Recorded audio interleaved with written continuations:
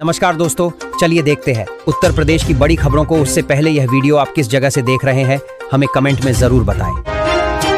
कानपुर के बिल्हौर कस्बे के समीप बरौली गांव में स्थित दोना पत्तल मैन्युफैक्चरिंग फैक्ट्री में देर रात भीषण आग लग गई। चौकीदार जब तक दमकल को सूचना देता तब तक आग ने विकराल रूप धारण कर लिया और पूरी फैक्ट्री जल गई। इलाहाबाद हाईकोर्ट ने राज्य के सभी न्यायिक अधिकारियों को निर्देश दिया है कि वे आदेश या गवाहों के बयान दर्ज करते समय शिष्ट सामान्य भाषा का इस्तेमाल करें। यह आदेश न्यायमूर्ति हरवीर सिंह की एकल पीठ ने संत्रिपा देवी की आपराधिक पुनरीक्षण अर्जी पर खारिज करते हुए दिया। मऊ नगर के प्यारेपुरा निवासी शिवानी वर्मा ने संघ लोक सेवा आयोग भारतीय सांख्यिकी सेवा ISS परीक्षा में देश भर में 12वीं रैंक हासिल कर प्रदेश का नाम रोशन किया है। यमुना सिटी NH 34 से होकर नोएडा अंतर्राष्ट्रीय हवाई अड्डे जाने वाले मेरठ हापुड़ बुलंदशहर के लोगों को अब रास्ते में जाम से नहीं जूझना पड़ेगा। एयरपोर्ट के करीब जेवर खुर्जा रोड तक 15 किलोमीटर की सिंगल रोड को 10 मीटर चौड़ी कर डबल रोड बनाने की योजना है। हर वर्ष की तरह इस बार भी मुख्यमंत्री योगी आदित्यनाथ दीपावली के पावन पर्व पर गोरखपुर के वनटांगिया ग्रामवासियों के साथ दीपोत्सव मनाएंगे। मुख्यमंत्री 20 अक्टूबर को जंगल तिनकोनिया नंबर 3 वनटांगिया गांव पहुंचेंगे, जहां वे ग्रामीणों के साथ दीप जलाकर मिठाई बांटकर और उपहार वितरित कर दीपावली की खुशियां साझा करेंगे।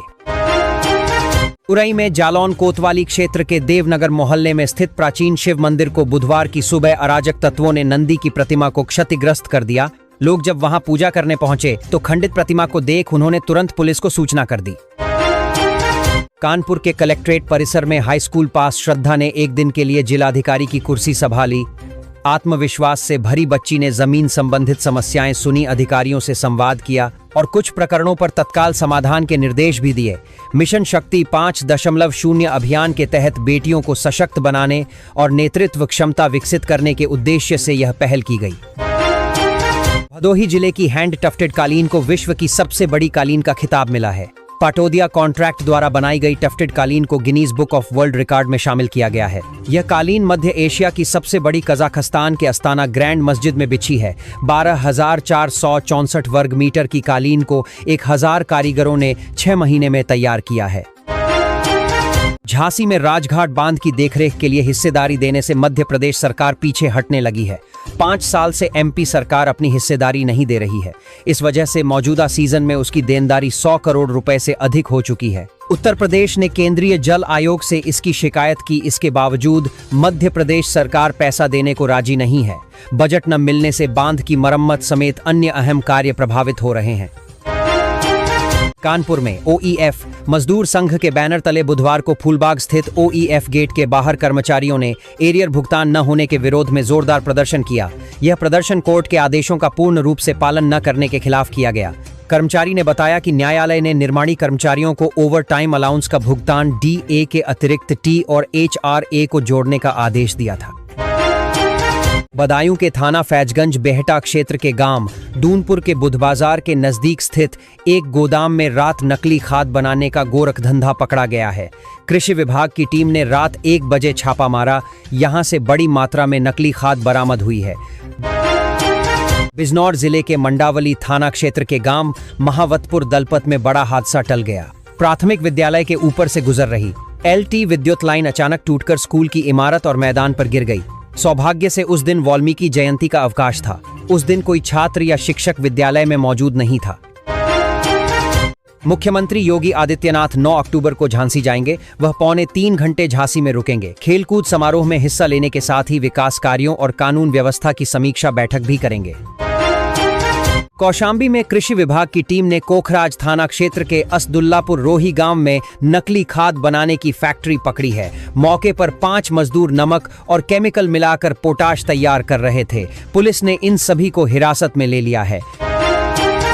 प्रदेश में GST दरों में सुधार का असर कपड़ा व्यवसाय में दिखने लगा है। त्योहारों की वजह से भी बाजार में रौनक बढ़ गई है।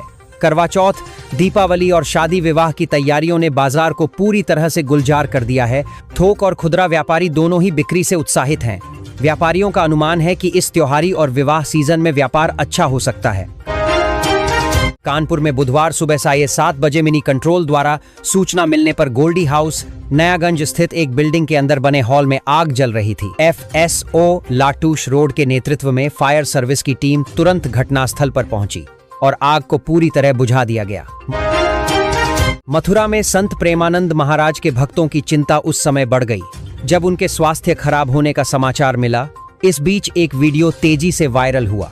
इस वीडियो में दिखाया गया संत प्रेमानंद महाराज अस्पताल में भर्ती हैं। इसे लेकर केली कुंज आश्रम ने साफ कर दिया है कि प्रेमानंद महाराज आश्रम में ही हैं। केवल सुबह 4 बजे की पदयात्रा को बंद किया गया है। एकांतिक वार्ता और एकांतिक दर्शन पूर्व की भांति हो रहे हैं। बागपत जनपद के थाना रमाला क्षेत्र में पुलिस और बदमाशों के बीच रात को मुठभेड़ हो गई। गोलीबारी के दौरान पुलिस ने 25,000 के इनामी एक बदमाश रीतिक उर्फ गोविंद को घायल अवस्था में दबोच लिया। उसे इलाज के लिए CHC बड़ौत में भर्ती कराया गया है। पकड़ा गया बदमाश 5 सितंबर को हुई कार लूट की वारदात से फरार चल रहा था। एटा के जलेसर में DAP खाद की कमी के चलते किसानों की परेशानी अब विवाद का रूप ले रही है। जलेसर कस्बे के सादाबाद रोड स्थित कृभको किसान सेवा केंद्र पर DAP खाद लेने पहुंचे सैकड़ों किसानों के बीच मारपीट हो गई।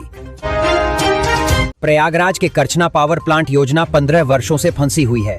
कई सरकारें आईं और गईं, लेकिन इस बहुप्रतीक्षित योजना की शुरुआत नहीं हो सकी। जबकि पावर प्लांट के लिए किसानों को 64 करोड़ रुपए मुआवजे के तौर पर दिए जा चुके हैं। किसान अब नए सर्किल रेट पर मुआवजे की मांग कर रहे हैं।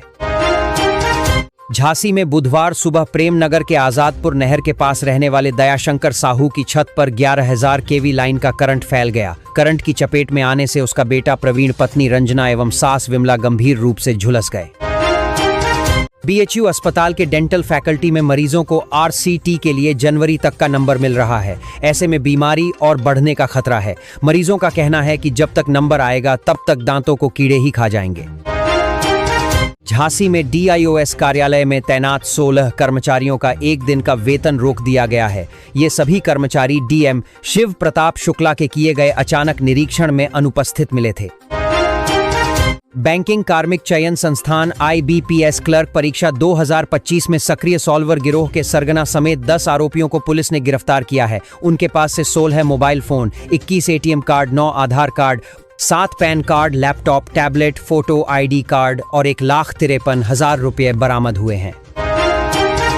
सुल्तानपुर जिले के बल्दीराय के दक्षिण गांव में रात दुर्गा पूजा भंडारे से लौट रही कार शारदा सहायक नहर में अनियंत्रित होकर पलट गई। कार में सवार सभी 4 लोग पानी में डूब गए।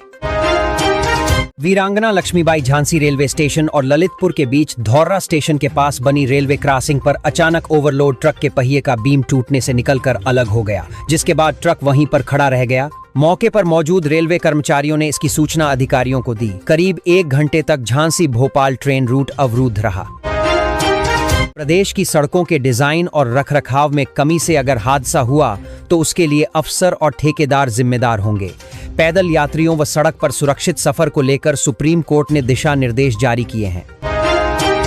गोरखपुर के बांसी में राप्ती नदी चेतावनी बिंदु पर पहुंच गई। कई दिनों तक नेपाल की पहाड़ों पर हुई बारिश से मैदानी क्षेत्र के नदी नालों का जलस्तर बढ़ गया। नदी का जलस्तर तेजी से बढ़ता देख तट पर बसे लोगों की चिंता बढ़ने लगी। अब नदी का जलस्तर घटता देख लोग राहत की सांस ले रहे हैं। तो ये थी आज की फटाफट खबरें। अगर आपको न्यूज़ पसंद आई हो तो चैनल को सब्सक्राइब करें, वीडियो को लाइक और शेयर जरूर करें। धन्यवाद।